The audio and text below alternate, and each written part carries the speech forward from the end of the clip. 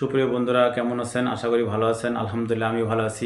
আজকে যে টপিকসটা নিয়ে আমি কথা বলবো সেটা হলো যে পণ্য, পণ্য বা সেবা আপনি যেটাই দিতে চান না কেন পাবলিককে বা যেটাই দিতে চান আপনি আপনার জনগণকে বা আমাদের সাধারণ জনগণকে যেটাই দিতে চান না কেন আপনাকে আগে প্রথমে যে কাজটি করতে হবে আপনার পণ্যটাকে সেরা মনে করতে হবে।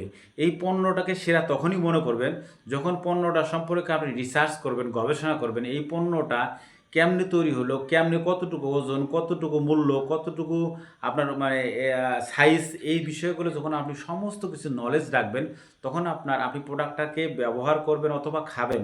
যে পণ্যগুলো খাদ্য বা সেই পণ্যগুলো খাবেন এবং যে পণ্যগুলো ব্যবহার সেই পণ্যগুলো ব্যবহার করবেন। যেমন ডিটারজেন্ট আপনি ব্যবহার করবেন। ব্যবহার করলে আপনার ভিতরে একটা কনফিডেন্স লেভেল চলে আসবে। তখন আপনি ভাববেন, বলবেন যে আমার পণ্যটা সেরা পণ্য, আমার পণ্যটা ভালো পণ্য।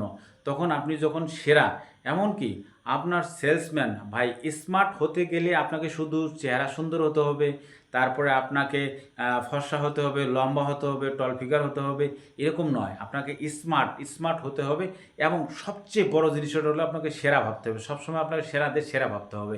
তাহলে আপনি দ্রুত সেলস করতে পারবেন, দ্রুত আপনি সেলসকে প্রোগ্রেস করতে পারবেন সেরাদের সেরা ভেবে। কারণ আপনি অন্য পণ্যকে, অন্য কোম্পানি পণ্যকে ভালো বলে আপনার তো লাভ নেই ভাই। কারণ আপনার পণ্য আপনাকে সেলস করতে হবে।